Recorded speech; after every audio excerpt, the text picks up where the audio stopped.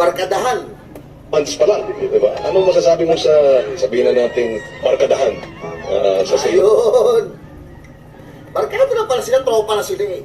At ito na sila ka-close, dikit na sila, barkado na sila, tropa na sila. Meron ba? Talaga bang may mga magkakaibigan? Meron. Meron naman talagang tayo. Meron din yung mga makukulit.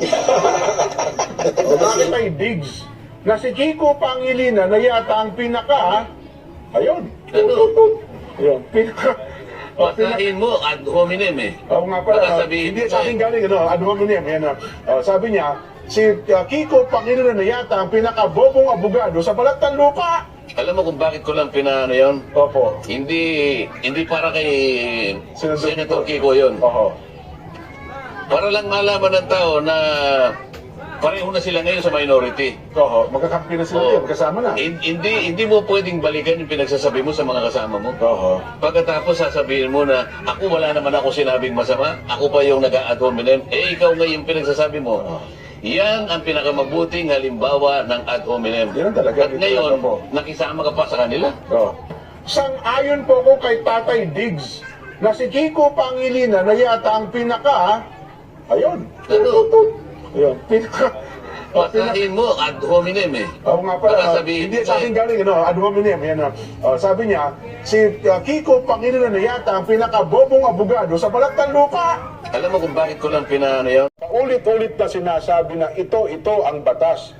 Pero itong dalawang ito, ang tinutukoy po yung Senador Ontiveros at Trillanes, pinagpipilitan yung kanilang opinyon. At sino yung nagsasalita? Senador Erwin Tulfo po. Yan, Oo, yan. sino yung Yan. sinasabihan? Senador Risa Ontiveros po. Oo. Pinagpipilitan yung kanilang opinyon na opinyon ng IPIS. Naku, yun ang adominem.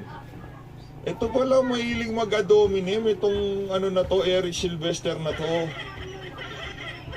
Sabi ko naman sa'yo, Eric, dapat tumakbo ka ng pagkasenador sa Amerika, di sa Pilipinas eh. Pambira. IPIS. Tanging itong dalawang senador lamang na ito ang walang kinalaman sa paggawa ng batas.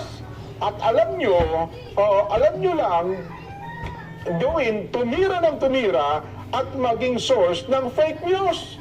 Gawin ng boses na, napakinggan ko po yun eh. So, yan ang halimbawa, yan ang halimbawa ng ad hominem. Isasalta dito.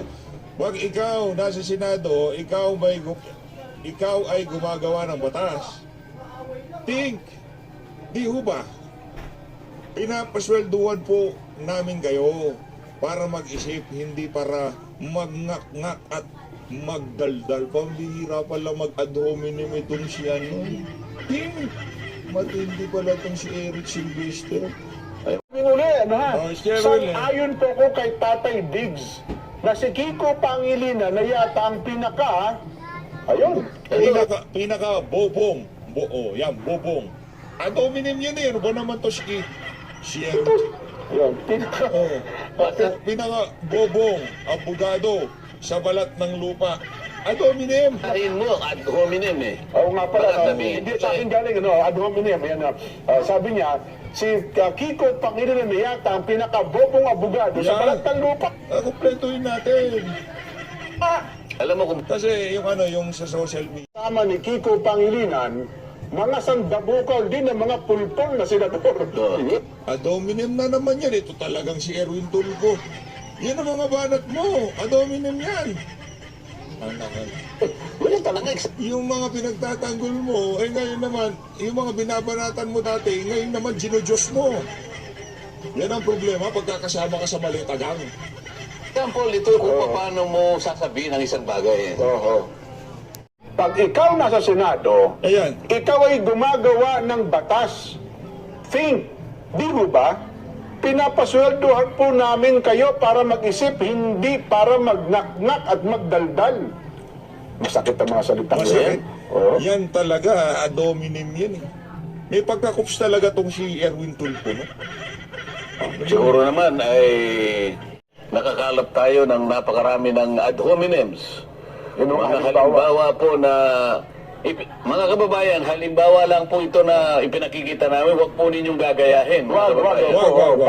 Wag yan. Wag yung gagayahin niya, mga kababayan. Po ninyong gagayahin. At alam po naman namin na hindi nyo gagayahin. Oo. Pinakita lang namin kung paano siya mismo na tumayo na ad hominem na siyang ad hominem, pero siya po ang pinanggalingan ng maraming ad hominem.